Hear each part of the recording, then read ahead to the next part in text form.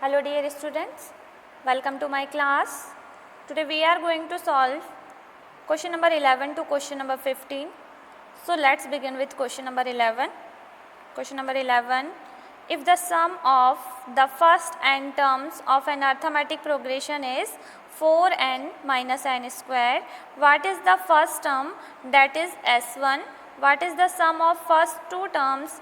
What is the second term? Similarly, find the third and the 10th term and the nth term. देखिए question में आपसे क्या कहा गया है कि जो भी आपका अर्थमेटिक प्रोग्रेशन है उसका nth टर्म क्या दिया हुआ है आपके पास 4n minus N square. Then हमें फाइंड करना है what is the first term. क्या फाइंड करना है? What is the first term, that is s1. Means आपका जो फर्स्ट टर्म है वो किसके इक्वल है? s1 के इक्वल है. किसके इक्वल है? आपके s1 के इक्वल है. Then what is the sum of first two terms, and हमें फाइंड करना है फर्स्ट एंड सेकेंड टर्म का सम. देन हमें फाइंड करना है what is the second term, हमें सेकेंड टर्म फाइंड करना है. फिर फाइंड करना है हमें third term, 10th term and nth term find करना है. और ये हमें क्या दिया है? Sum of first N terms. क्या दिया हुआ है? Sum of first N terms 4n minus N square. चलिए हम सॉल्व करते हैं. It is given that the sum of n terms of N arithmetic progression is equal to 4n minus N square. देखिए यहाँ दिया है sum of first n terms. क्या दिया है? 4n minus N square. ये देखिए it means value of Sn is equal to 4n minus n square. Let us calculate S1 and S2. देखिए हम S1 and S2 इस फॉर्मूले में वैल्यू पुट करके निकाल सकते हैं. तो देखिए Sn क्या दिया हुआ है आपके पास? 4n minus N square. तो S1 in place of n हम क्या पुट करेंगे? 1. तो 4 into 1 minus 1 square, 4 minus 1 is equal to 3. Similarly हम क्या करेंगे? इन प्लेस ऑफ n क्या पुट करेंगे? 2 पुट करेंगे. तो S2 की वैल्यू हमें फाइंड हो जाएगी. तो 4 इंटू 2 माइनस 2 स्क्वायर, 4 2 ज़ा 8 एंड 2 स्क्वायर क्या होता है आपके पास? 4. 8 माइनस 4 4. तो ये हमें क्या फाइंड हुआ? S1 and S2. देखिए फिर हमें क्वेश्चन में दिया था what is the first term, that is S1. Means आपको क्या फाइंड करना है? फर्स्ट टर्म फाइंड करना है जो किसके इक्वल था? S1 के इक्वल था. तो देखिए यहाँ हमने S1 की वैल्यू फाइंड की है, वो जो है क्या है हमारे पास? 3. तो हमारा फर्स्ट टर्म किसके इक्वल है? S1 के इक्वल. इट मीन्स हमारे फर्स्ट टर्म की भी वैल्यू क्या होगी? 3. Let us find common difference now. अब हम क्या फाइंड करते हैं? Common difference. हमें पता है कॉमन डिफरेंस का फॉर्मूला क्या होता है? A2 minus A1. It means second term minus first term. तो देखिए we can write any arithmetic progression in the form of general terms like a plus d, a plus 2d. हम किसी भी arithmetic progression को इसी form में लिखते हैं a plus d, a plus 2d. अब हमें क्या फाइंड करना है? हमें फाइंड करना है हमारा सेकेंड टर्म और कॉमन डिफरेंस. तो we have calculate that sum of first two terms. हमें क्या फाइंड करना था? देखिए क्वेश्चन में sum of two terms, first term and second term. तो देखिए S2 हमारे पास क्या आ रहा है? 4. ये आ गया हमारा S2 जो है हमने रिप्रेजेंट किया है. S2 मीन्स क्या होगा? Sum of first and second term. तो ये इसकी वैल्यू आ रही है हमारे पास 4. और यहाँ देखिए हमारे पास फर्स्ट टर्म क्या है? A एंड सेकेंड टर्म क्या है? A plus d. It means A plus d is equal to क्या हो गया हमारे पास? क्या आ जाएगा वैल्यू? 4. और 2A plus d is equal to क्या हो जाएगा हमारे पास? 4. देखिए A की वैल्यू यहाँ पर, A की वैल्यू क्या है? 3, क्योंकि A किसके इक्वल था? S1 के इक्वल. तो इन प्लेस ऑफ A हम क्या रख सकते हैं? 3. तो 2 into 3 plus d is equal to 4. 3 2 ज़ा 6 plus d is equal to 4. Then d is equal to क्या हो जाएगा आपके पास? 4 minus 6. It means value of d is minus 2. देखिए सेम प्रोसेस यहाँ फॉलो की गई है. Therefore a plus d is equal to 4. a plus a हो जाएगा 2a प्लस d. 2 इंटू 3 यही जो मैंने आपको बताया. तो वैल्यू ऑफ d क्या हो जाएगी आपके पास? माइनस 2. हमारे पास क्या क्या आ गया है? देखिए S1 जो कि किसके इक्वल है? a के इक्वल है. और a की वैल्यू हमारे पास क्या हुई? 3, देन हमने S2 फाइंड किया, S2 की वैल्यू क्या है हमारे पास 4 और D की वैल्यू क्या है हमारे पास -2। अब हमें क्या फाइंड करना था, अब हमें फाइंड करना है A2, it mean second term. तो using formula an is equal to a plus n minus 1d to find nth term of arithmetic progression, second term of arithmetic progression is a2 a plus 2 minus 1d। देखिए यहाँ n की value हम क्या रखेंगे 2, तो ये क्या आ जाएगा आपके पास, वैल्यू ऑफ a क्या है आपके पास 3, 2 माइनस 1 और वैल्यू ऑफ d क्या है -2, इट मीन्स 3 माइनस 2 क्या आ जाएगा आपका सेकेंड टर्म 1। देन हमें फाइंड करना था थर्ड टर्म, तो third term a3 is equal to a plus 3 minus 1d, value of 3 again 3, 3 minus 1, value of d -2, 3 minus 4 minus 1। अब क्या फाइंड करना था आपको टेंथ टर्म, तो a10 is equal to a plus 10 minus 1d, 3 plus 10 minus 1 into -2, 3 minus 18 minus 15। nth term of arithmetic progression an is equal to a plus n minus 1d, 3 plus n minus 1, ये value of d, तो 3 bracket open करेंगे तो -2n plus 2, 3 plus 2 हो जाएगा आपके पास 5 minus 2n। Let's move to the next question. Question number 12. Find the sum of first positive integer divisible by 6. किससे divisible होना चाहिए, 6 से divisible होना चाहिए, और कितने होना चाहिए 40। It means value of n यहाँ पर क्या दिया हुआ है आपको 40। अब देखिए हम यहाँ अर्थमेटिक प्रोग्रेशन बनाते हैं, तो the first positive integer divisible by 6 are 6, 12, 18, 24, 40, up to 40 terms लिखेंगे यहाँ पर, ठीक है। ये आपने 6 के मल्टीपल्स लिख लिए हैं और यहाँ पर आप इसे सो ऑन करके कितने टर्म्स लिखेंगे 40 टर्म्स, क्योंकि यहाँ पर n की वैल्यू क्या दी हुई है 40। Then therefore we want to sum of 40 terms of sequence of the form, तो ये क्या हो जाएगा देखिए 6, 12, 18, 24 up to 40 terms. Here first term हमारे पास क्या हो जाएगा देखिए 6, common difference second term minus first term, it means 12 minus 6 again 6 and value of n is 40। Then applying formula Sn is equal to n upon 2 2a plus n minus 1d to find sum of nth term of arithmetic progression। हमें यहाँ s 40 find करना है, तो हम Sn का formula use करेंगे, तो S40 is equal to n is equal to क्या हो जाएगा 40, वैल्यू ऑफ a यहाँ पर क्या है 6, तो 2 into a, it means 2 into 6 कितना हो जाएगा आपके पास 12। तो देखिए यहाँ पुट किया हमने 12, वैल्यू ऑफ n 40 है और ये क्या है वैल्यू ऑफ d। तो यहाँ पर देखिए आपके पास क्या आ जाएगा 2 1 ज़ा 2, 2 20 ज़ा, तो यहाँ हो गया 20 plus 12, 40 minus 1 39 into 6 20, 12 plus 39 into 6 234, then 20 into 234 plus 12 246, 246 into 20 4920। It means sum of first 40 positive integers divisible by 40 is 4920। Question number 13. Find the sum of first 15 multiple of 8। कितने होना चाहिए मल्टीपल 15, और किसके हैं ये मल्टीपल 8 के, तो देखिए यहाँ पे हम लेंगे the first 15 multiple of 8 are 8, 8 2 ज़ा 16, 8 3 ज़ा 24, 8 4 ज़ा 32, अप टू कितने टर्म्स तक लेंगे हम 15 टर्म्स, क्योंकि यहाँ हमें n की वैल्यू क्या दी हुई है 15। तो इट मीन्स यहाँ देखिए value of a first term की वैल्यू क्या हो जाएगी 8, common difference second term minus first term, it means 16 minus 8 क्या हो जाएगा आपके पास 8, एंड वैल्यू ऑफ n कितना है 15।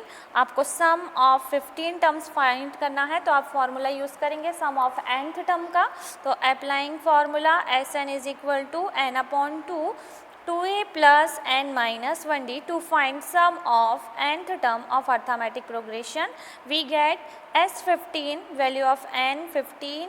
यहाँ देखिए वैल्यू ऑफ a क्या है 8, इट मीन्स 2a 2 इंटू 8 क्या हो जाएगा आपके पास 16, तो ये हमने पुट किया 16, यहाँ 15 minus 1 and value of D क्या हो जाएगा 8, तो 15/2 16, 15 माइनस 1 14 इंटू 8, 15/2 16, 14 इंटू 8 करेंगे तो आएगा 112, 16 प्लस 112 128, 2 से कैंसिल करेंगे तो 2 6 ज़ा 12, 2 4 ज़ा 8। अब 64 इंटू 15 करेंगे तो आंसर आएगा आपका 960। Question number 14, sum find the sum of the odd numbers between 0 to 50, 0 and 15। आपको क्या फाइंड करना है, 0 से 50 के बीच में आने वाले सभी ऑड नंबर्स का सम फाइंड करना है। तो देखिए ऑड नंबर्स क्या होते हैं, 1 3 5 7 9, है ना। जो 2 से डिविजिबल नहीं होते वो हमारे ऑड नंबर्स होते हैं।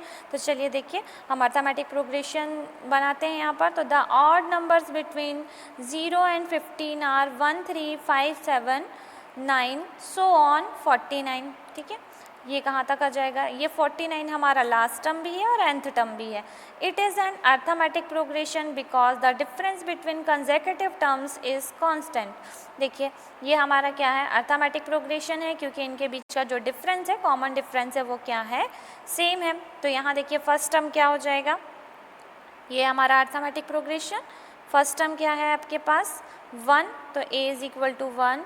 Common difference formula second term minus first term 3 minus 1 क्या हो जाएगा, 3 माइनस 1 2 एंड लास्ट टर्म क्या है हमारे पास 49। We do not know how many odd numbers are present between 0 and 50। अभी हमें ये पता नहीं है कि 0 से 50 के बीच में कितने ऑड नंबर्स हैं। Therefore we need to find n first. सबसे पहले हमें क्या फाइंड करने की ज़रूरत है, n फाइंड करने की ज़रूरत है। तो हम क्या करेंगे, using formula an is equal to a plus n minus 1d to find nth term of arithmetic progression. हमें nth टर्म फाइंड करना है, इसलिए हम nth टर्म का फार्मूला यूज़ करेंगे। an हमने यहाँ क्या मानकर चला है, देखिए लास्ट टर्म को ही हमने an कहा है, तो an की वैल्यू हमारे पास क्या है 49। तो ये देखिए 49, वैल्यू ऑफ a क्या है 1, वैल्यू ऑफ n हमें फाइंड करनी है और ये 2 क्या है, वैल्यू ऑफ d। तो 49 प्लस 1 ब्रैकेट ओपन करेंगे तो 2n माइनस 2, देन आप यहाँ से देखिए 49 इज इक्वल टू माइनस 2 1, तो ये क्या हो जाएगा माइनस 1 प्लस 2n। ट्रांसपोज करेंगे तो 49 plus 1 is equal to 2n, 49 plus 1 50 is equal to 2n, 50/2 is equal to n, 2 1 ज़ा 2, 2 25 ज़ा 50। तो वैल्यू ऑफ n इज़ 25। देखिए अब हमारे पास वैल्यू ऑफ a है 1, वैल्यू ऑफ d है आपके पास 2 एंड वैल्यू ऑफ n क्या है 25। और आपको फाइंड क्या करना था, जितने भी नंबर 0 से 50 के बीच में ऑड नंबर्स आ रहे हैं उनका सम फाइंड करना था। तो अब हमारे पास हमें क्लियर है कि कितने नंबर्स आ रहे हैं हमारे पास ऑड नंबर्स 25। तो applying formula Sn is equal to n/2 a plus l। हम ये फार्मूला यूज़ करेंगे क्योंकि हमारे पास फर्स्ट टर्म भी है एंड लास्ट टर्म भी है, to find sum of n term of arithmetic progression. ठीक है, तो देखिए आपका क्या हो जाएगा S 25/2, first term 1 and last term 49, 25/2 into 50, 2 1 ज़ा 2, 2 25 ज़ा कैंसिल हो जाएगा ये, अगेन 25 इंटू 25 तो 625। Answer is 625। Question number 15, a contract on construction job specifies a penalty for delay of a completion beyond a certain date as follows: rupees 200 for the first day, rupees 250 for the second day and rupees 300 for the third day. The penalty for each succeeding day being rupees 50 more than preceding day, how much money the contractor has to pay as penalty if he has delayed the work by the 30 days। देखिए एक contractor है जो construction की job कर रहा है, तो वो क्या करता है, उसे अगर अपने वर्क को डिले करता है तो उसे फर्स्ट डे कितना पेनल्टी चार्ज पे करना होगा, 200। अगर सेकेंड डे डिले करता है तो उसे 250, थर्ड डे डिले करता है तो 300। इस तरीके से अगर वो हर एक मतलब क्या करता है, पहले वाले दिन से डिले करते जाता है तो उसे कितने रुपीस ज़्यादा लगते जाएगा, 50 मोर देन मतलब 50 रुपये ज़्यादा लगता जाएगा। How much money the contractor has to pay as penalty, contractor को कितने पेनल्टी पे करना होगा अगर वो अपने वर्क को कितना डिले कर देता है, 30 डेज। तो चलिए यहाँ स्टार्ट करते हैं।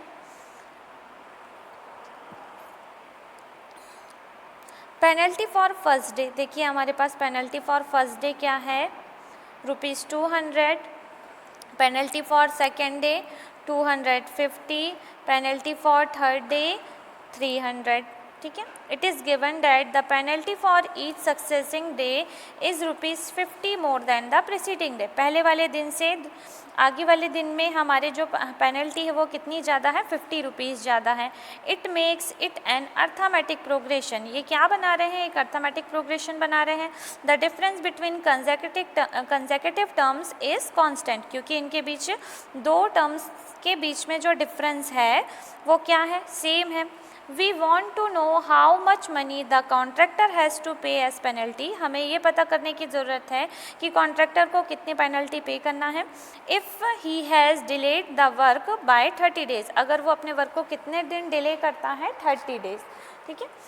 So we have an arithmetic progression from 200, 250, 300, 350 up to 30 terms, क्योंकि वो कितने दिन डिले कर रहा है, 30 डेज। ठीक है। तो यहाँ देखिए ये फर्स्ट टर्म हो जाएगा आपका a इज इक्वल टू 200 और common difference second term minus first term, it means 250 minus 200, तो क्या आ जाएगा आपके पास 50 and value of n is 30। Then applying